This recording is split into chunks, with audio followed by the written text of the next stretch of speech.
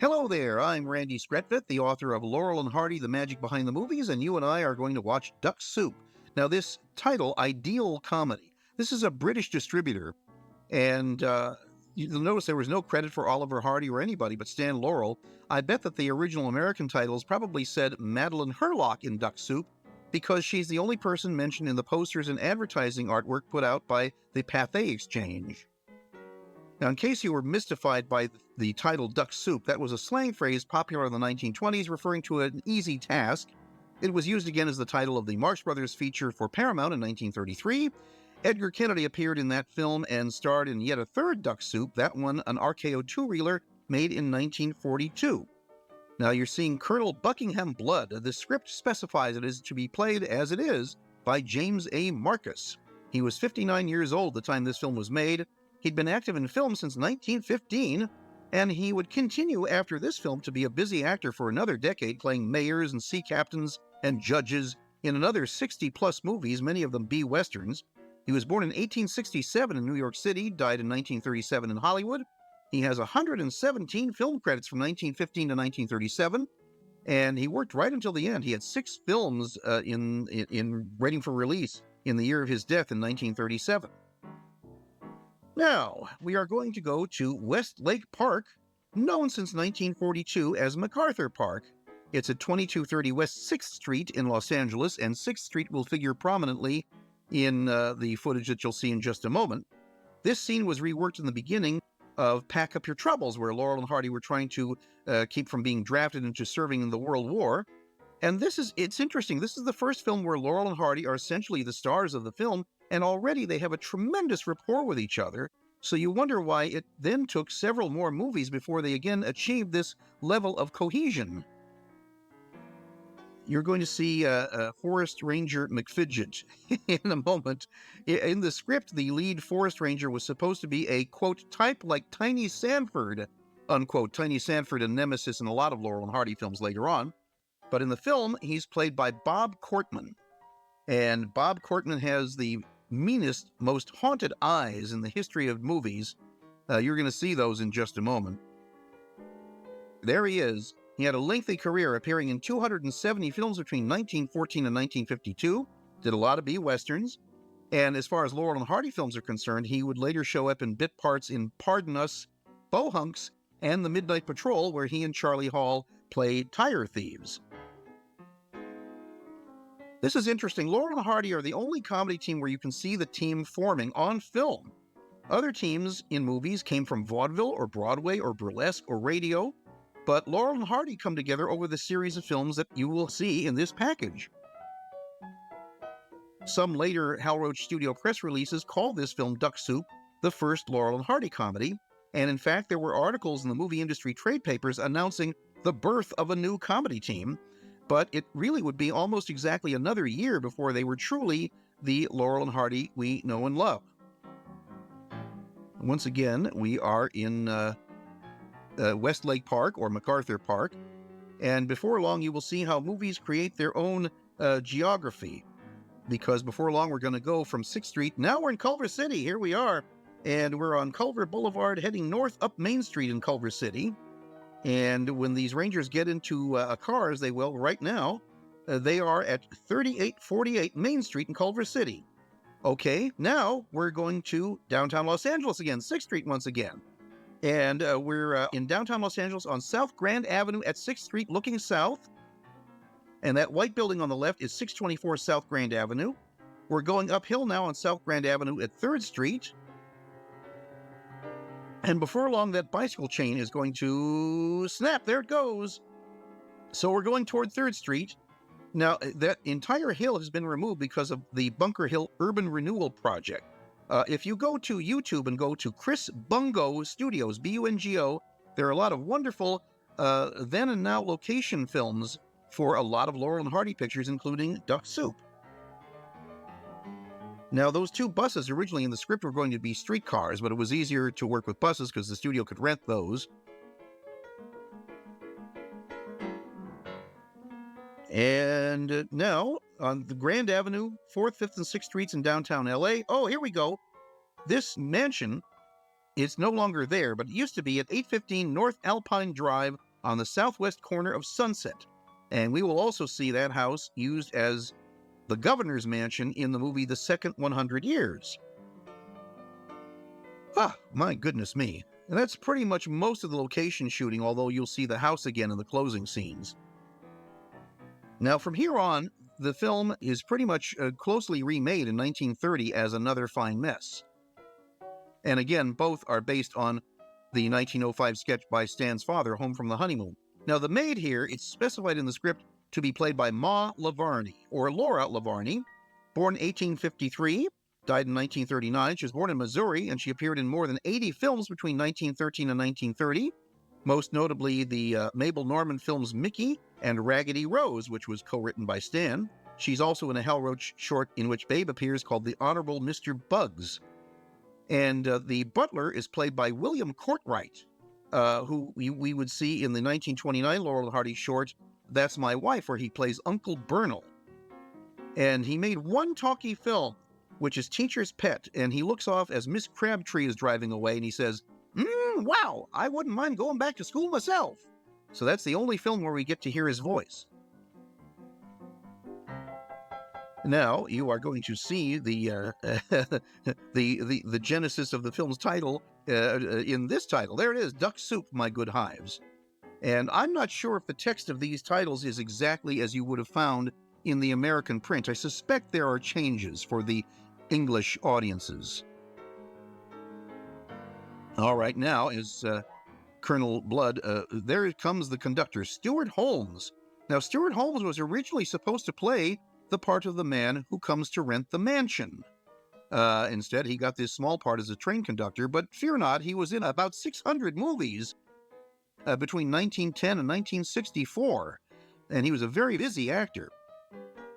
Now, here we have this sumptuous feast. Now, either the butler and maid didn't clean up after last night's dinner, and in fact, the original opening of the film, as written, was a dream sequence where the two vagrants were feasting like this, but were rudely awakened. And in fact, you can read the entire script for Duck Soup in my book, The Laurel and Hardy Movie Scripts. Sorry for the commercial, but I thought you might want to read that. Now, we're going to see a title here which will give the name of the people who are coming to rent the place. And it's very interesting. Mr. and Mrs. Cyrus B. Quick. There we go. Well, you know, the script specifies Lord and Lady Tarbotham. Now, in the sketch that Stan Laurel's father wrote, they were Percy and Lydia Fitzhuggins.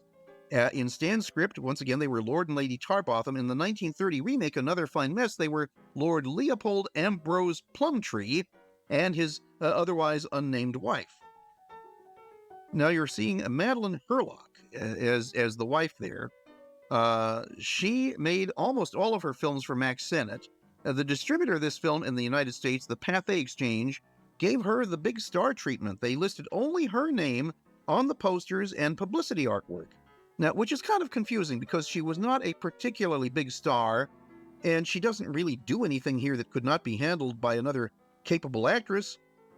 So one kind of wonders why she got the star billing, and neither Laurel nor Hardy were mentioned on the poster, although Stan is pictured. But his name is not on the poster, and nor is Oliver Hardy's. And they're really the stars of the show. By the way, Stan, of course, is in drag here, and he would appear in female clothing in 8 Laurel and Hardy films all told, which we will see again in Why Girls Love Sailors. Now, from 1918 through 1921, when Stan was in vaudeville, touring up and down the United States, ceaselessly, he dressed in women's clothes in a vaudeville sketch called No Mother to Guide Her. So 1918, 1919, 1920, 1920, 4 years, he was doing this sketch, usually about 3 times a day or more, dressing up as sort of an old biddy character, as they used to call them, he with his partner May Laurel. So appearing in feminine attire was nothing new at all for Stan Laurel. And of course, in Another Fine Mess, he's not only the maid Agnes, he's also the butler Hives. And they sort of improve upon the gag by having him continually having to change from butler's clothes to maid's clothes. Here, he's the maid all the way through. This is a cute gag that's not in the script, where Stan brings this very diminutive chair for Ollie, and Ollie doesn't have to say anything. His size speaks volumes. There we go. There's a much more suitable chair for Mr. Hardy, or Malmaduke Maltravers. That's right. That's his name. Oh, here we go. Here's the billiard room gag. This is also in the remake, the 1930 remake of Another Fine Mess, and they spend quite a bit more time on it in that. Of course, that film, being a talkie, has the addition of sound, and you get to hear Ollie describing different aspects of the mansion as he's panic-stricken trying to find the billiard room, which, of course, he doesn't even know if they really have one. And also, another nice addition in the sound version is dialogue between Stan and the lady who comes to rent the house. In that case, in the film in 1930, it's played by Thelma Todd. And they engage in quite a bit of conversation, some of which is a little suggestive, being that that is a pre-code movie. We don't have that here. However, we will have later on a sequence which definitely would not have passed the code, which was implemented in July of 1934. That's when censorship came in, and it lasted pretty much intact through 1968. And that's when they came in with the rating system of G, PG, R, and X. Now, we have those forest rangers. They're still out there. Good thing that the filmmakers kept reminding us that they're out there, because they're going to come into play again later in this movie.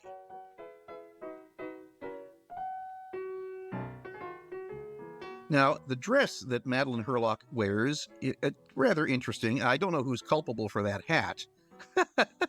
But anyway, I would guess that the original titles would have a credit for Gowns by Lambert. A lot of the early silents have that. That was William Lambert, who was only 23 years old at the time. However, he knew the film costuming business because he was related to Edward P. Lambert, the founder of the Associated Costume Company in Hollywood. Hal Roach brought him to the studio to design costumes for Mabel Normand in a movie called The Nickel Hopper, and he stayed on to design dresses for Vivian Oakland and Martha Sleeper and other Hal Roach comedians. And later he created designs at the Fox studio from 1933 through 1936 for films such as The Little Colonel with Shirley Temple. Now again, this is the only Hal Roach comedy that Madeline Herlock appeared in. She otherwise appeared primarily in Mack Sennett comedies from 1923 through 1928, although she had started as an extra at Universal, and she also appeared in some features for the First National Studio. And again, it's possible that she made this one and only one Hal Roach picture in exchange for Oliver Hardy's services in his one and only one Mack Sennett comedy, Crazy to Act, which was filmed a month before Duck Soup. Now, she is probably best remembered for her scene in a 1926 Mack Sennett short called Circus Today, in which a lion powders her back with his tail, and that is excerpted in the Robert Youngson compilation, The Golden Age of Comedy. She was evidently attracted to playwrights because she was married to playwright Mark Connolly from 1930 to 1935, and to playwright Robert E. Sherwood from 1935 until his death in 1955. I'm always amazed at the interior design of these Hal Roach films. It's very ornate, and you would think that these films cost a fortune, but they were, of course, made for a very modest sum. The Hal Roach studios always had to be very cost-conscious. And they're never credited, but I do know that at least in 1927-28, a lot of the Hal Roach films had art direction by Ted Driscoll and Harry Hopkins, so they may well be the gentlemen responsible for the very elegant look of the interiors in this film. Of course, the Hal Roach studio, it was entirely self-contained. They had a scenery dock, they had their own wood mill, their own planing factory, where they could make props, and they had their own prop department, they had their own wardrobe and costume departments, so they didn't need to borrow anything from other studios. They were entirely self-sufficient, and, what a shame that the entire studio was demolished in 1963. Especially now when they're crying for studio space. And again, here we have a scene which probably would not have survived after the code came in 1934.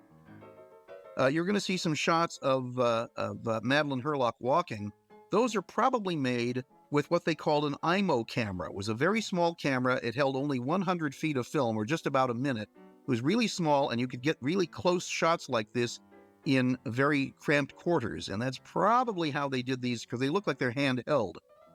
This gag of Stan hiding underwater as if he's an ostrich, that is used again in the 1931 film Come Clean, where Stan is hiding in the bathroom along with a crazy woman played by Mae Bush, whom he is trying to keep hidden from the wives and also from a detective who's knocking on the door.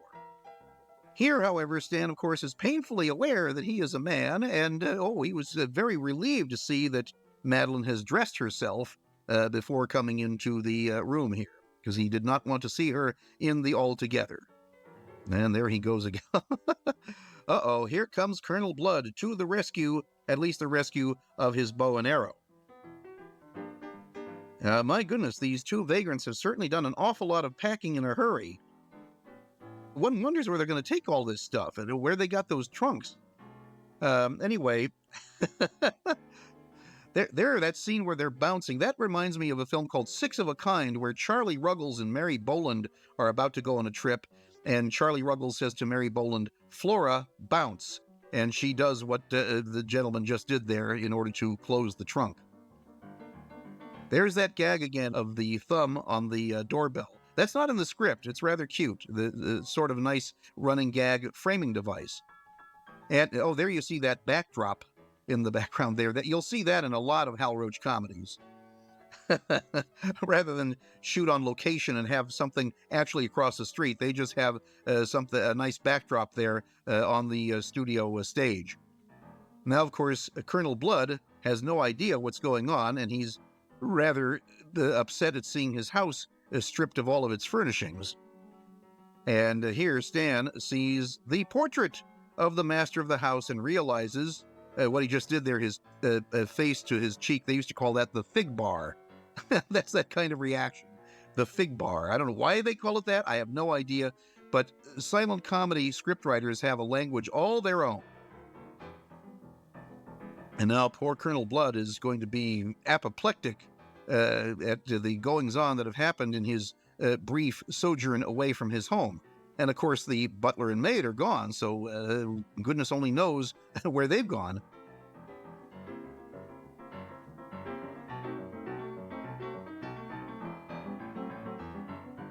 Now, in a moment, you're going to see a title with a British expression, which is barmy. And Americans don't really use that. So that makes me think that, once again, these titles were changed for the British audience. Also, the typeface is different from what you would see in an American print of this. There was an interesting story that Jack McCabe, Stan Laurel's friend and biographer, used to tell. He said Stan loved to visit stationery stores. This would be in the early 1960s. And one time, the clerk at the stationery store said, "Say, don't I know you from movies? Aren't you?" And Stan said, "I'm Oliver Hardy." And the guy said, "Right." He said, "Hey, whatever happened to Laurel?" And Stan said, "He went barmy." There it is. Don't be barmy, sir. Yeah, I think they would have said, "Don't be crazy" in an American print. Because barmy, while being a very colorful word, is not one that we use here in the States. Now you know that Colonel Blood is really the owner because he knows where the gun is kept. And so now we're going to pretty soon exit and be outside that actual mansion once again. As Stan unceremoniously carries off Madeline Hurlock. Here's that gag again with the, there's Bobby Dunn, diminutive Bobby Dunn. Of course, for a moving man, a guy that you would normally want to be about 6'2" and 280 muscular pounds, they get the smallest guy possible as a gag for the moving man, because this little guy has to carry these heavy, heavy trunks and other terribly heavy things. Bobby Dunn, we remember mostly as the little man in the Laurel and Hardy 1935 short Tit for Tat, where he's the guy who says, "How do you do?" and systematically shoplifts everything from Laurel and Hardy's appliance store. Now here we are once again outside that real mansion. There's Bob Cortman again. and stands about to be discovered in more ways than one.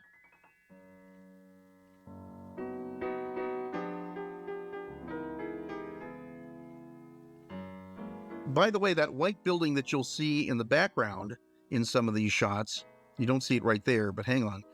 You'll see it again. It's the Max Whittier mansion there at the right corner there. That was the Max Whittier mansion. No longer there, unfortunately. It's a shame how many beautiful, beautiful buildings in the 1920s no longer exist. But thank goodness we do have the films to see what they looked like in their prime many, many years ago. Now, fired in more ways than one. We're going to go back now to Culver City. We're near 8885 Carson Street. That's the house in the background. Now, this open field was still part of Hal Roach Studio property, but the house which you're going to see was a private home. There it is, that big white house. This is where Laurel and Hardy filmed Helpmates, where they had the house that was burned down at the end of Helpmates was on this field that actually was part of the Hal Roach Studio property. And it's time for us to go. Thank you for listening.